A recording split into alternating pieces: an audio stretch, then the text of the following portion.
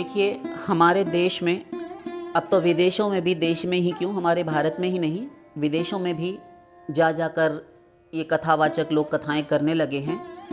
अच्छी बात है, कथाएं होना कोई गलत बात नहीं है, किंतु भागवत में ही कथा के संबंध में जो कुछ कहा गया है, हम कई बार बोले हैं, लोगों को बुरा भी लग जाता है, किंतु जिस प्रकार से कथाएं की जाती हैं वो होना नहीं चाहिए।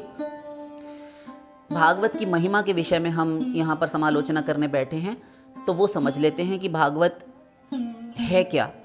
बहुत सुन ली भागवत कथाएं, किंतु भागवत जो ग्रंथ है वह, उसका स्वरूप क्या है वास्तव में, इस पर विचार कर लेते हैं। जल्दी जल्दी समझते हैं। देखिए, श्रीमद् भागवत सर्वशास्त्र शिरोमणि हैं। 17 पुराण, एक वेद के 4 भाग और ब्रह्म सूत्र, साक्षात महाभारत, इतना सब कुछ वैदिक वांग में लिखकर वेद व्यास जी ने दे दिया, किंतु अशांत अतृप्त बने रहे।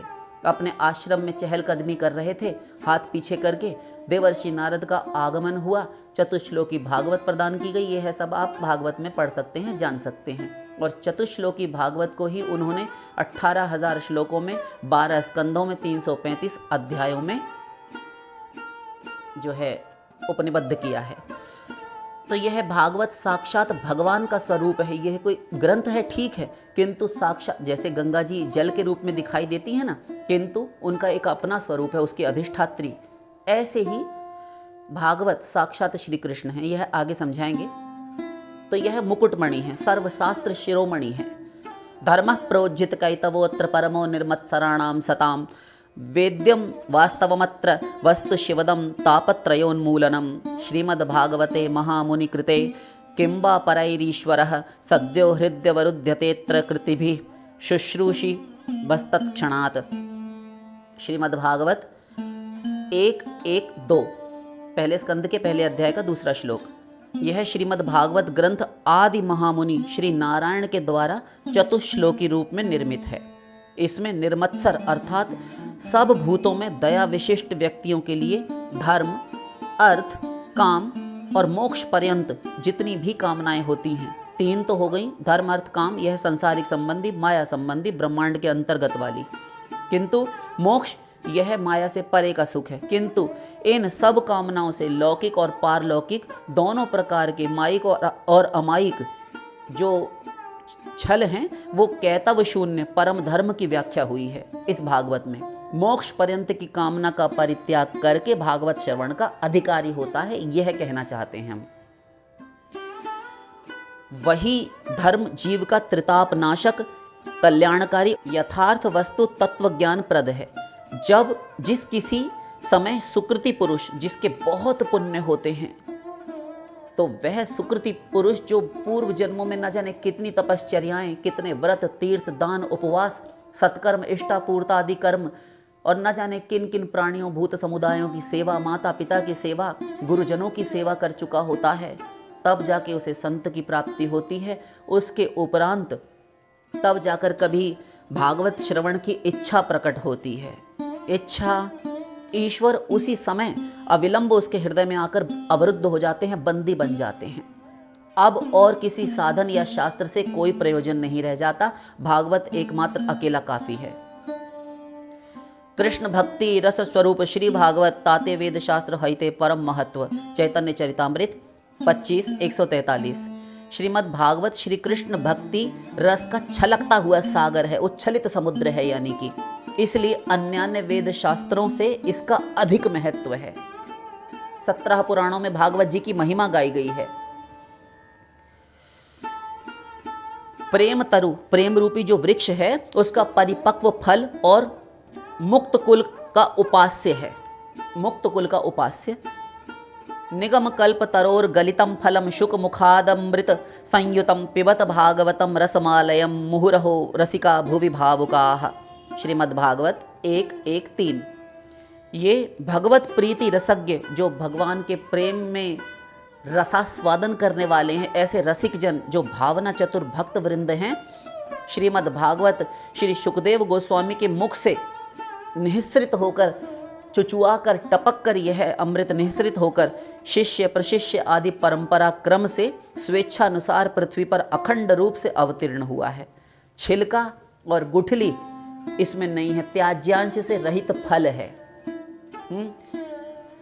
इसमें कुछ भी ऐसा फल होता है ना जिसमें गुठली होती है, छिलका होता है, और कुछ फल ऐसे होते हैं गुठली भले ही फेंक दिए जाएं, बीज फेंक दिए जाएं, किंतु उसका छिलका हम खा सकते हैं। किंतु इसमें ना तो गुठली है ना इसमें छिलका है, त्याग देने योग्य कोई इसमें अंश है ही नहीं, सब कुछ पूरा का पूरा गटकने योग्य है श्रीमद् भागवत, और पान करने योग्य रस है।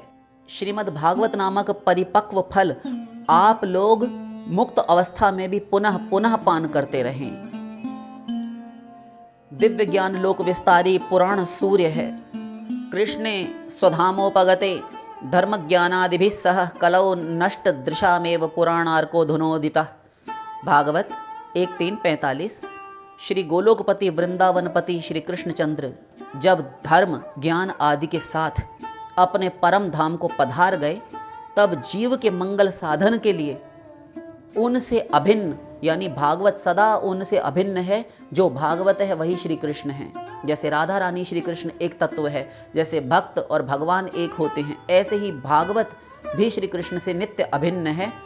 तो उस पुराण रूपी सूर्य कलिकाल में अज्ञान रूपी अंधकार से अंधे हो रहे पुरुषों की प्रयोजन सिद्धि के लिए वे यहाँ पर दे गए।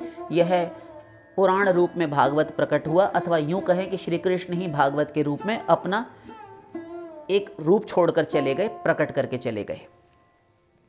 भागवत परमहंस संहिता कही जाती है। इति श्रीमद् परमहंस संहितायाम, ऐसा आप अंतिम अध्याय में, प्रत्येक चैप्टर जो भी अध्याय है उसके अंत में लिखा हुआ पाएंगे। यह परमहंसों की संहिता है, साधारण जनमानस के लिए है ही नहीं। अनर्थोपशमं साक्षात् भक्ति योग मधोक्षजे लोकस्या जानतो विद्वांस चक्रे सात्वत संहितां यस्यां वै श्रूयमाणायां कृष्णे परम पुरुषे भक्तिरुत्पद्यते पुंसः शोक मोह भयापहा। श्रीमद् भागवत 1:7-6-7। अनर्थों की शांति का साक्षात साधन है इंद्रिय ज्ञान से अतीत केवल भगवान का अविरल भक्ति योग, अर्थात जितने भी अनर्थ हैं उनका नाश भक्ति योग से होता है। परंतु संसार के लोग इस बात को नहीं जानते, यही समझकर उन्होंने इस परमहंसों की संहिता श्रीमद् भागवत की रचना की। इसके श्रवण मात्र से पुरुषोत्तम भगवान श्री कृष्ण के प्रति परम प्रेममयी भक्ति उत्पन्न हो जाती है हृदय में, जिससे जीव के शोक मोह संदेह भ्रम भय सब नष्ट होकर भक्ति का उदय हो जाता है। आगे फिर कहा गया, श्रीमद् भागवत अमल पुराण है तथा परमहंसों को प्रिय है। श्रीमद् भागवतम पुराण ममलम यद वैष्णवानां प्रियम यस्मिन् पारमहंसमेकममलं ज्ञानम परम गीयते तत्र ज्ञान विराग भक्ति सहितं नैष्कर्म्यमाविष्कृतं तच्छृण्वन् सुपठन् विचारण परो भक्त्या विमुच्येन्नरः। श्रीमद् भागवत 12वें स्कंध के 13वें अध्याय का 18वां श्लोक। श्रीमद् भागवत पुराण निर्मल है, यह वैष्णव मात्र का प्रिय ग्रंथ है। प्रत्येक वैष्णव इसे अत्यंत पसंद करता है, सबको प्रिय लगता है। इसमें अमल परमहंस ज्ञान वर्णित है, विराग सहित निष्कर्म ज्ञान इसमें आविष्कृत हुआ है।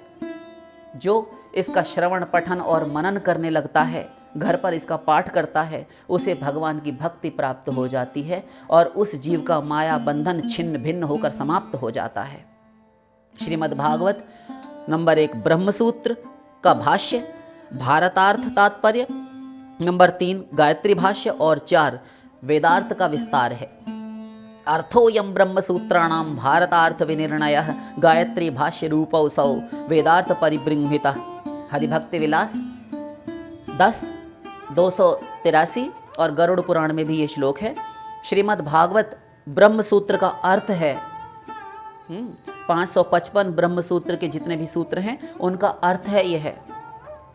महाभारत का तात्पर्य निर्णय है। जो बात महाभारत में 1 लाख श्लोकों में कही गई उसका तात्पर्य क्या है वह भागवत में वर्णित हुआ है। गायत्री का भाष्य है और समस्त वेदों के तात्पर्य का संवर्धन है। सारे वेद क्या कहना चाहते हैं वह तात्पर्य वेदों का भागवत को पढ़ने से समझ आ जाता है। फिर कहा गया चैतन्य चरितामृत में, गायत्री अर्थे ऐ ग्रंथ आरंभन सत्यम परम संबंध धीमहि साधने प्रयोजन। चैतन्य चरितामृत 25-140। श्रीमद् भागवत के प्रथम श्लोक में गायत्री का अर्थ है। परम सत्य ही संबंध है और ध्यान, चेष्टा या साधना भक्ति का अनुष्ठान ही अभिधेय है। अर्थात संबंध, अभिधेय और प्रयोजन एवं प्राप्त फल ध्यान या प्रेमा भक्ति ही अभिधेय का फल है, प्रयोजन।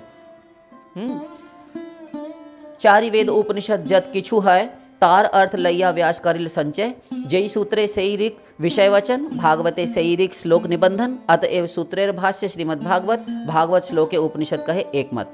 चैतन्य चरितामृत 25, 96, 97, 98, ये 3 प्यार। श्री व्यासदेव जी ने चारों वेदों एवं उपनिषदों में जो कुछ कहना चाहते थे वह कह दिया, किंतु उनको संतोष नहीं हुआ। उन्हें लगा कि अर्थ लोग समझ नहीं पाएंगे, बहुत कठिन ग्रंथ हैं। उनका संग्रह करके सार लेकर श्रीमद् भागवत की रचना कर डाली। वेद उपनिषदों के जो सूत्र, जो मंत्र, जो श्लोक हैं, उनका जो उद्देश्य है वही श्रीमद् भागवत के श्लोकों में निहित है।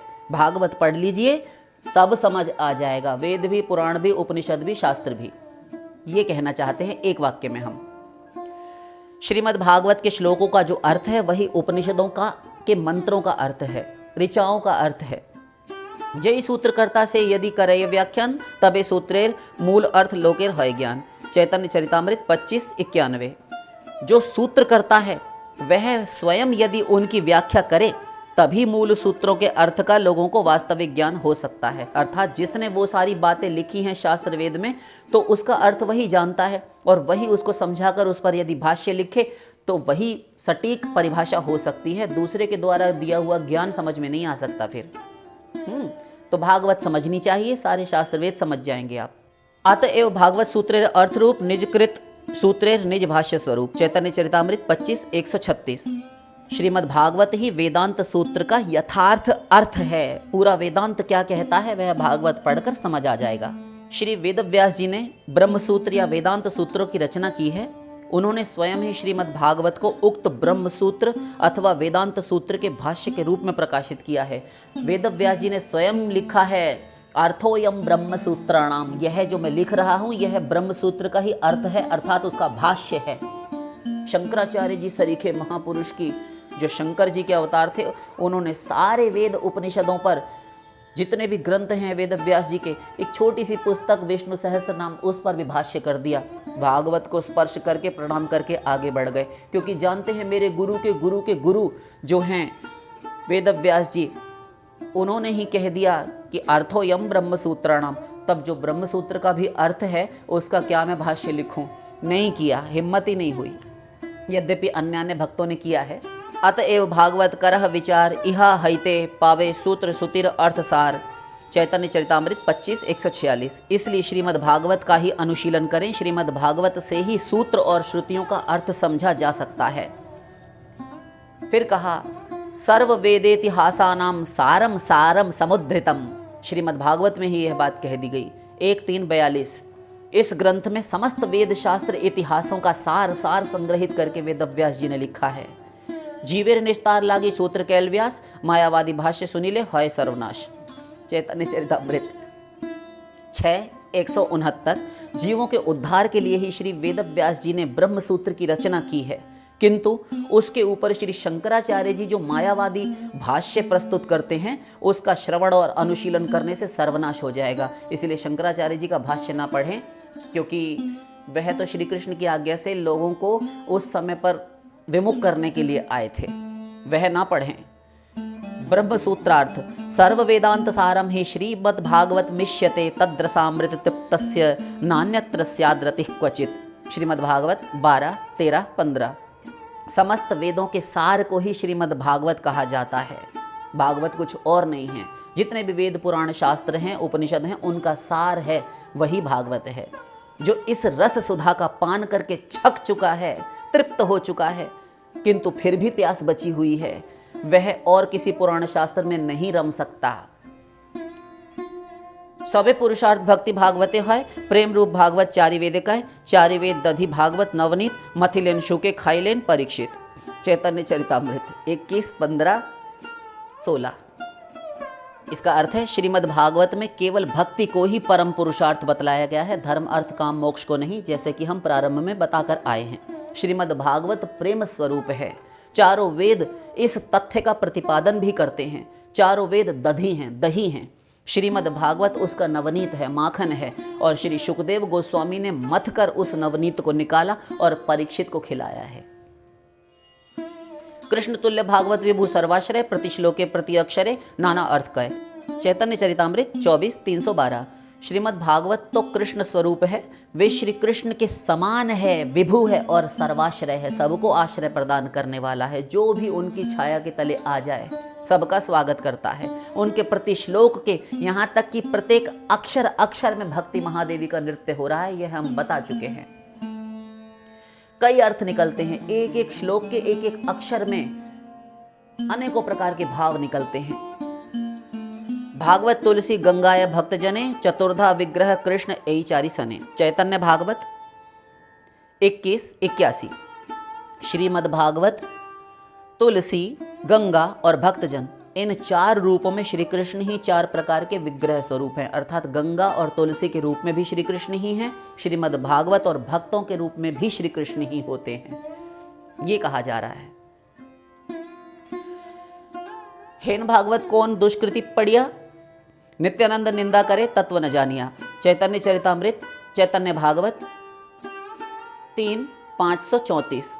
श्रीमद् भागवत के आदि मध्य और अंत में कृष्ण भक्ति को ही नित्य सिद्ध, अक्षय और अव्यय प्रतिपादित किया गया है। भक्ति तत्व के प्रतिपादन के कारण ही समस्त शास्त्रों में श्रीमद् भागवत सर्वोत्तम है, क्योंकि भागवत में भक्ति ही भक्ति गाई गई है और कुछ कहा ही नहीं गया।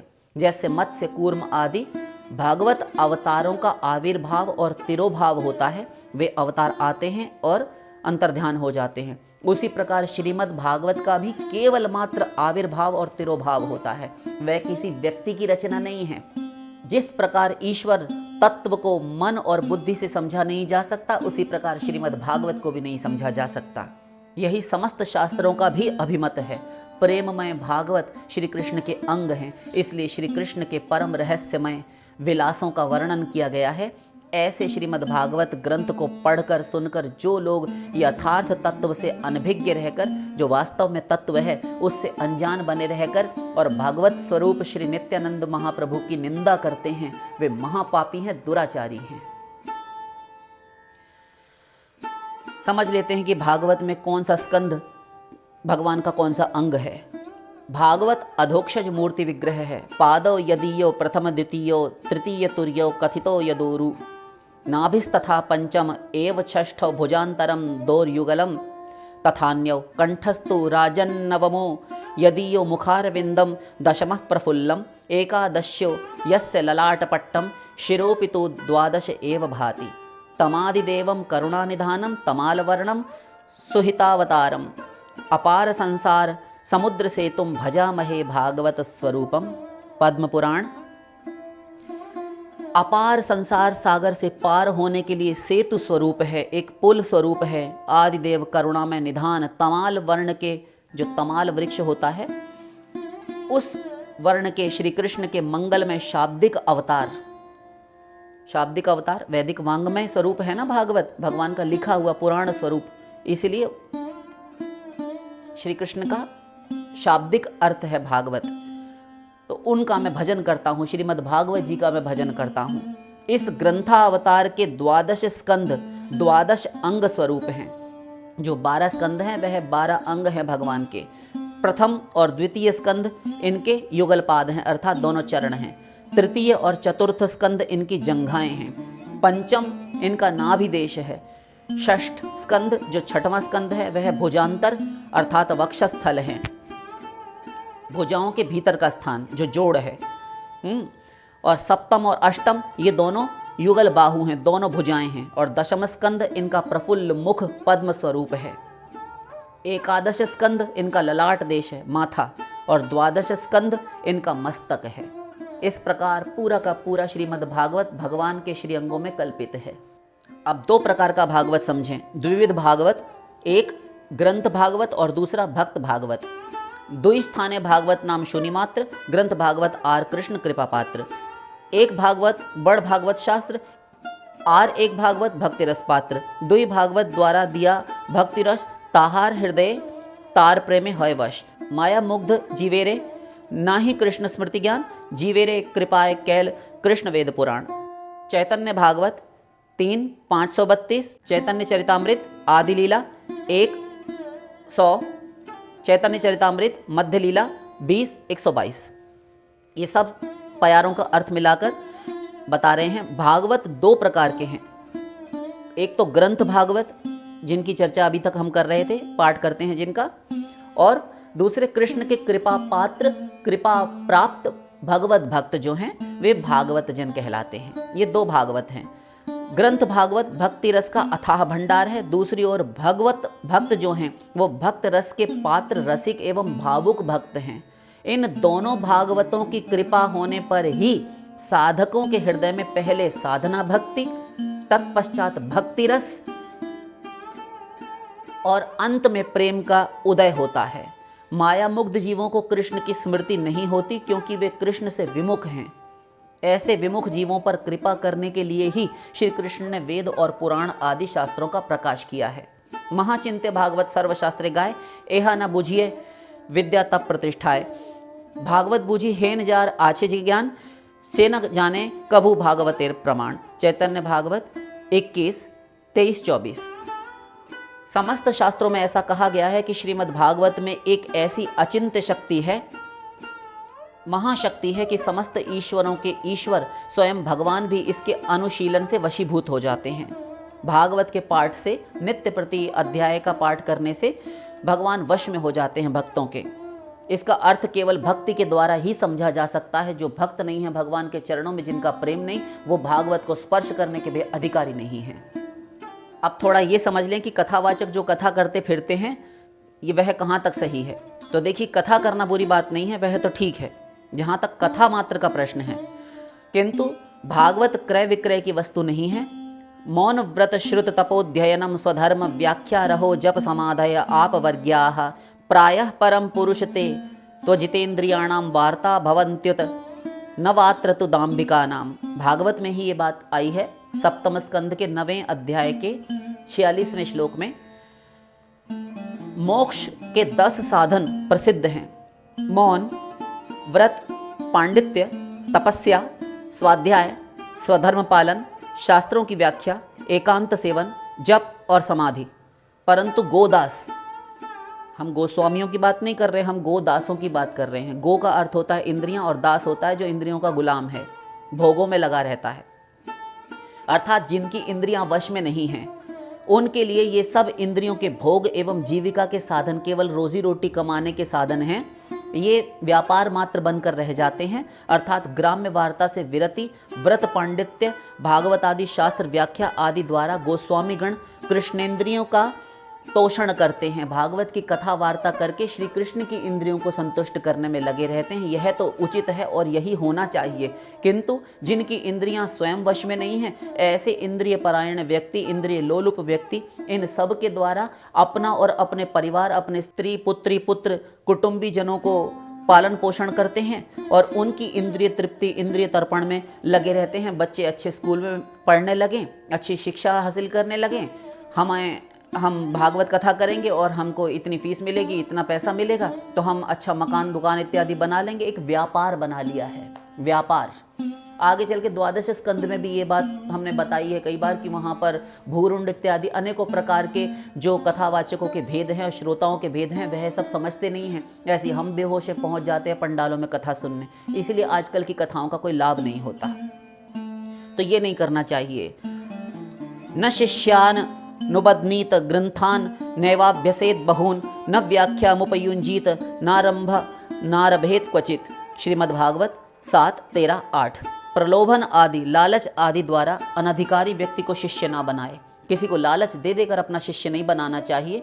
शास्त्र व्याख्यान द्वारा जीविका का निर्वाह ना करे, अर्थात जगह जगह जाके प्रवचन करना और उससे रुपया कमाना, ये ना करे। बहुत से ग्रंथों का अभ्यास ना करे। जब देखो हर समय किताबों में घुसा रहे, ग्रंथ पढ़ता रहे और पढ़ पढ़ कर बातें बनावे और फिर उनको जीविका का साधन बनाए। ये बड़े आडंबर हैं, ये अनुष्ठानों का परित्याग कर देना चाहिए। अवैष्णव मुखोद्गीर्णम पूतम हरिकथामृतम श्रवणम नैव कर्तव्यम सर्पोच्छिष्टम यथापयः। पद्म पुराण। दूध अत्यंत पवित्र वस्तु है, उसको पीने से तुष्टि, पुष्टि और क्षुधा की निवृत्ति होती है, किंतु ऐसा उत्कृष्ट दूध भी यदि सर्प का उच्छिष्ट होने पर सांप का मुंह लग जाए तो वह जिस प्रकार दूध की क्रिया न करके विष की क्रिया ही करता है, उसी प्रकार शुद्ध वैष्णवों के मुख से निःसृत पवित्र हरिकथा का पान करने से जीव की भक्ति वृत्ति का प्रकाश होता है। शुद्ध भक्तों के मुख से, अपने गुरु के मुख से कथा श्रवण करने से भगवान में मन लगता है, यह आप पाएंगे। किंतु इन कथावाचकों से सुन सुनकर आप देख लें कि आपका कितना सर्वनाश हुआ, आप नाप लें, समझ जाएं कि वहीं से कि इनके हृदय में क्या रहता है। इनके हृदय वासनाओं से भरे हैं, सांसारिक कामनाओं से भरे हैं। तो शुद्ध वैष्णवों के मुख से निःसृत कथा का पान करें, हरि कथामृत का पान करें।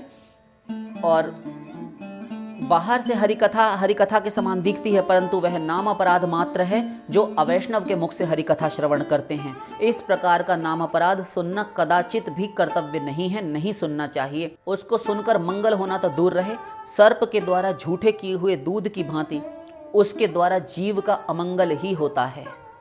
इसलिए श्रीमद् भागवत को सुने तो केवल भगवत प्राप्त संत महापुरुष से, भावुक भक्तों से, वैष्णवों से, वैष्णवाचार्यों से श्रवण करें, शुद्ध भक्तों से श्रवण करें, अथवा स्वयं घर में लाकर आदर सम्मान के साथ उनका पूजन करके भक्ति भाव से भगवान से प्रार्थना करते हुए, अश्रु बहाते हुए भागवत के एक श्लोक का भी पाठ करेंगे तो आपको 1000 कथाएं सुनने का लाभ होगा। आशा करते हैं आप समझ गए होंगे। यह है भागवत ग्रंथ की महिमा। शेष फिर